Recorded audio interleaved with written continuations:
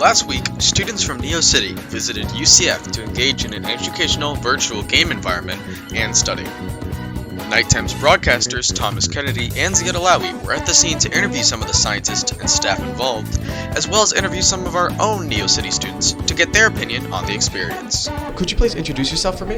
Of course. My name is David Organista. I'm a graduate student here at UCF. What's the most interesting thing you've seen from NeoCity students and the results from today? Well, as far as we've got. Of course. So far, students have really interacted with different simulations, including virtual reality, programs, and game-based learning. I personally have witnessed the game-based learning environments. And so just seeing different students really engage with these programs, it's been really interesting how they're actually learning through these programs and just being engaged. I'm Roger Azevedo. I'm a professor in the School of Modeling, Simulation, and Training here at UCF. I'm a trained psychologist. I got a PhD and a postdoc. And we do research on human and machine interactions and also the use of AI to enhance STEM and biomedical knowledge through new advanced learning technologies such as AR, VR, XR, and also your traditional games, simulations, high-fidelity mannequins in medicine, etc. What's the most interesting thing that's happened between you and the collaboration of students today? Today was a wonderful day to have all the students from NeoCity Academy come and join us for STEM Day. And I'd like to thank my lab and also your teachers and your parents also, and your administrators for allowing you to come and visit us. This is really incredible because part of what we do is also not only in terms of the research that we do with advanced learning technologies in STEM and biomedical sciences, but also the outreach component, right? We need to start involving students not only as research participants so we can collect data, whether it's eye tracking, facial expressions of emotions, log file, where we analyze how these environments impact learning and reasoning, problem solving, conceptual understanding, but also start showing students in terms of thinking about the workforce and the STEM pipeline. My name is Darren Dever, and I'm a graduate research assistant under Dr. Roger Azevedo. Considering that this simulation, or the zombie simulation that students are going over, is in a high school environment, and let's say the results you get from this experiment get shared globally, how do you see this affecting schools in about 5 years? Well, first, we definitely want to take the data, make sure that the simulation is even better than it is currently, and then we can see this being part of the implemented curricula inside of high schools, middle schools, and even beyond, so undergraduate. So hopefully being able to see this in 5 years implemented over time for different age groups is definitely our goal. So, Mr. Schubert, there's something I have a question about with the patient over there. How does the sensory system work, especially with the doctors behind the scenes? So, the touch sensing that's on there is done. This is a PhD student that we had, I think, 4 years ago that was working on this. There's a bunch of infrared cameras and infrared LEDs underneath the surface. So they shine up through the surface. It reflects also off of any objects that are coming near the surface, and then the cameras can see those reflections. So if you have a bunch of different cameras, you can imagine that from each camera view, my finger being in this point looks a little different. If you know the mapping of where you expect to see that reflection for each of those cameras, you can localize where on the surface that touch is happening.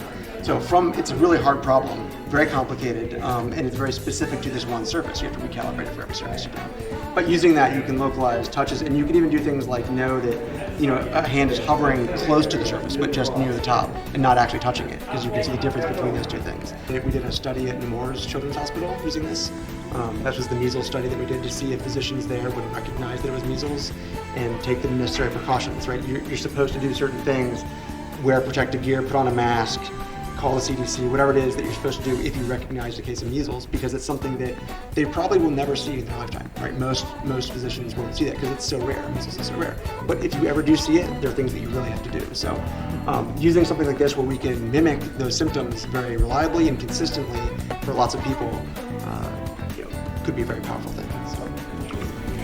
So, McKaylee, can you tell us a little bit about what you did in there and what you found interesting? We were presented with 5 stations of a dry and wet lab, and we had 2 minutes to do each of the stations. And then after that, we took the pretest. And then after the pretest, they took us over to a virtual simulation, and we did 4 stations of 5 minutes on the virtual reality. and then they took us over to do the post-test, and we took the post-test, and then we did the dry and wet lab one more time again as the post-test, and then that was that for the experience. My favorite thing that I found really interesting was definitely the VR. It was cool to see how far we've came in just VR from normal playing. So I'm here with Aaron Weiss. Aaron, can you tell us about how today went? Today was very fun. I liked really all the stuff we did was just pretty engaging. We did the zombie thing. We did the tour of like some of the down the stair, like the second building area. We got to play like some funny like learning sort of 3D adventure game, and then of course the VR, which was super exciting. What was your favorite part of today? Definitely the VR. I thought it was a very good experience. We had to do the VR, and then we had to do like the stuff we were doing in VR in real life for like chemistry, and yeah. What's the difference, or how does it feel to do something in real life and then immediately in VR afterwards?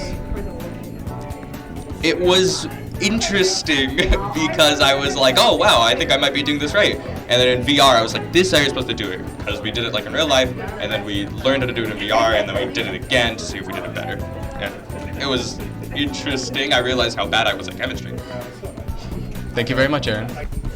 So, Mr. Garcia, what was your overall impression of today? It was a great field trip. Our kids got to try out innovative ways of learning material and practicing techniques. They got to try out virtual reality game that allowed them to get practice on some of the lab techniques that we do on site in our lab. And some ways to learn about epidemiology that I wasn't aware of. So it was all gamified, and so they got to test out some things before hopefully they get rolled out into classrooms. So yeah, overall a great field trip. So, Mr. Garcia, what was your favorite part of today? Favorite part? Well, we got our kids got to ask questions of the investigators and the researchers that were there, testing out the new technologies and the educational games, and so I would say they got a taste of what things are like after high school, and maybe they may have explored some options that they will have when they're choosing what to major in, for example, simulation, and because that's the way of the future. How trainings will eventually be mostly via simulations, and our kids are now, hopefully some of them have realized that that's something they want to do. Ms. Garcia, what do you see moving forward with UCF and NeoCity? I see the partnership strengthening. I'm hoping that we're able to go back and then do some additional field trips and then get more students involved, and then eventually perhaps even having some of our students creating some of these simulations that they're using, and yeah, that's about it. Thank you very much. So, Ms. Green, what was your overall perspective of the experience today? I think it was a wonderful experience for both myself and the students overall. I feel like they were immersed in technology all around, being exposed to the different types of virtual reality that exist today, and what we can do with those types of technology to different types of career options out there. What was your favorite part of today? My favorite part was our discussion with Dr. Acevedo, where we talked about the digital twins, and they were. It was just fascinating to see how we would be able to take a robot and essentially that'll be the future of education, and in ways in which students would be able to interact with a teacher robot, for example. So that was very interesting. So moving forward, what do you see happening with this partnership of NeoCity and UCF? I really foresee a lot of good things in the future for our students, whether they are in the biodesign pathway or engineering or even with cyber and AI. I think that the doors are going to open soon, I hope, where students would be able to intern, right, with some of the professionals already in that college, and hopefully be able to create, right, solutions, innovative solutions, utilizing those types of technologies of AI and virtual reality. So that's my hope for the future for you guys. Yes. Thank you very much. This Earth, and this thing is called a VR boom. And this is one of the earliest virtual reality viewing devices. You didn't wear it, you did that, and notice how it's counterweighted. It's heavy, but it's as light as could be. And it picks up your mechanical and electrical movements. It does both together, so it's got buttons there and all. This is from the late 80s. So we've been at it for a little while. I'm going to show you really quickly some of the things that I do. So all of us around here, Brian, Juanita, and they're going to be demoing some stuff to you. I'm going to go very quickly. So all of us focus on humans. So it's not just technology, it's always technology interacting with human beings. And one of the things we've been doing for, well over a decade now, actually since 2006, so that's 16 years, is working with teachers to put them in environments that feel like a real classroom,